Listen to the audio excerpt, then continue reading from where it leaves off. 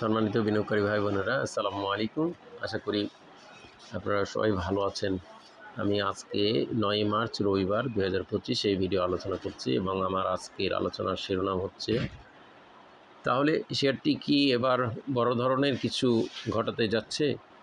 এই শিরোনাম নিয়ে বন্ধুরা আমি আজকে যে শেয়ারটি নিয়ে আলোচনা করব, একটি শেয়ার নিয়ে আলোচনা করব, যে শেয়ারটি আমরা অতীত হিস্ট্রিতে বড় ধরনের অবস্থান হতে দেখেছি ইতিপূর্বে।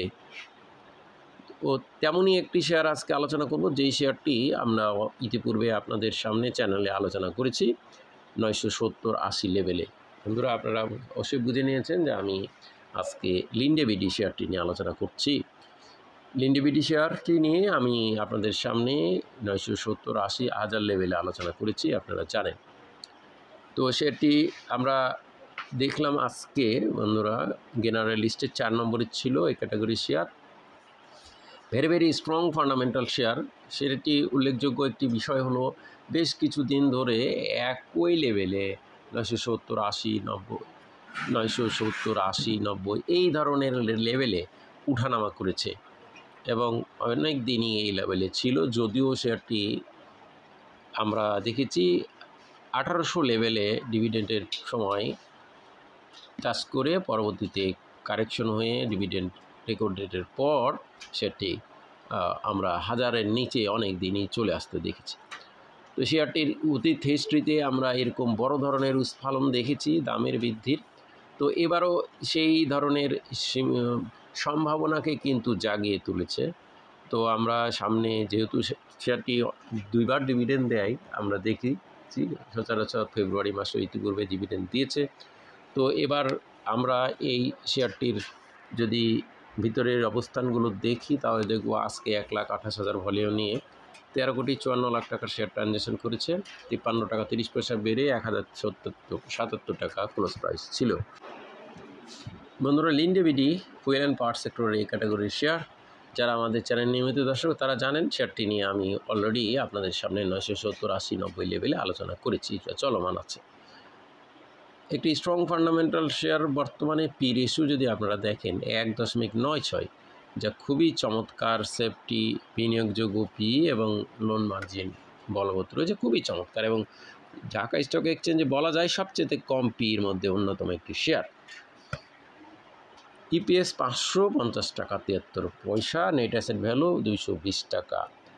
নেট অ্যাসেট ভ্যালু অনুযায়ী 2200 টাকা হলেও তার ফান্ডামেন্টাল রেশিও বহন করবে এবং শেয়ারটির ইপিএস অনুযায়ী কিন্তু আমরা যদি দেখি 20,000 টাকা হলেও লোন মার্জিন বলবৎ থাকবে।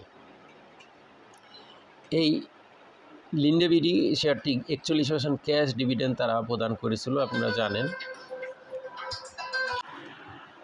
বন্ধুরা, লিন্ডে-বিডি শেয়ারটির ইপিএস অনুযায়ী একেবারে আন্ডার বা বটমে আছে, এটা বলাই বাহুল্য।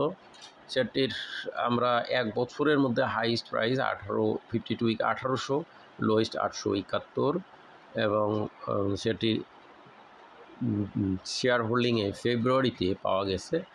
ইনস্টিটিউট কোটায় কিছুটা বাই হয়েছে 0.1 কমেছে পাবলিক থেকে। লিন্ডে-বিডি শেয়ারটি টোটাল খুবই কম সংখ্যক শেয়ার, মাত্র 1,52,00,000 শেয়ার। এর মধ্যে পাবলিকের কাছে 28 লাখ, ফরেন কোটায় নেই। ইনস্টিটিউটের কাছে 33 লাখ, ডিরেক্টরের কাছে 60%, 91 লাখ।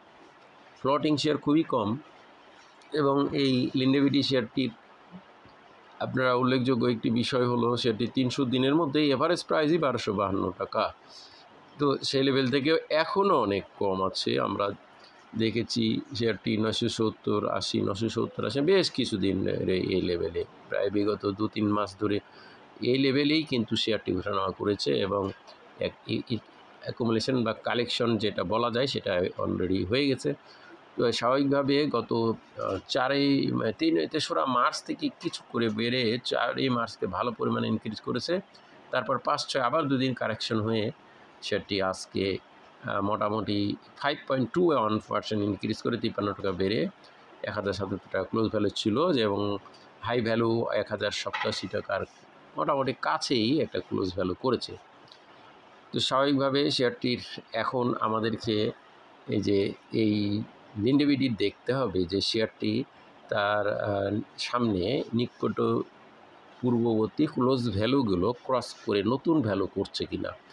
এই বিষয়টি দেখতে হবে এ কারণে যে দেখুন আমরা দেখব যে যদি তার পূর্ববর্তী ক্লোজ ভ্যালুগুলো চেঞ্জ করে ক্রস করে নতুন করে ভ্যালু করতে এগিয়ে যায়, তাহলে সেক্ষেত্রে শেয়ারটি কিন্তু ভালো সম্ভাবনাকে কিন্তু গ্রো করবে। এবং সেক্ষেত্রে দেখতে হবে যে ব্যাপক ভলিউম যদি না হয়, সীমিত আকারে ভলিউম এবং সেই ভলিউমের সামঞ্জস্যপূর্ণ আগের ট্রেডগুলোতে যদি থাকে, তাহলে শেয়ারটির কিন্তু পুনরায় যে একটা বড় ধরনের সম্ভাবনা সেটাকে কিন্তু উড়িয়ে দেওয়া যাবে না।